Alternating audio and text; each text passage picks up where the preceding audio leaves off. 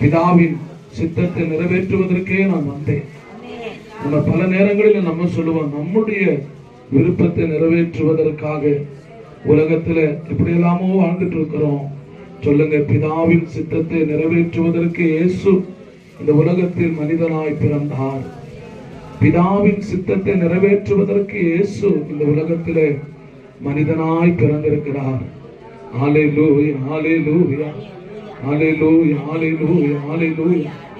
அவர் அடிக்கப்படுகிற நேரத்தில் கூட என்ன சொன்னார் தெரியுமா? உமக்கு சித்தமானால் இந்த பாத்திரம் என்னை விட்டு விலகட்டும். உமக்கு சித்தம்னா அடிக்கப்படுதுன்னா நான் அடிக்கப்படுகிறதுக்கும் வேதனைப்படுகிறதுக்கும் தயாராக இருக்கிறேன் என்று சொல்லி. அருமை கர்த்தருடைய பிள்ளையை சற்று யோசித்து பாருங்க. நம்ம எல்லாம் நம்ம மனைவியினுடைய சித்தம், நம்ம கணவனுடைய சித்தம், நம்ம சொந்தக்காரருடைய விருப்பங்களை நிறைவேற்றணும்னு நம்ம நினைக்கிறோம்.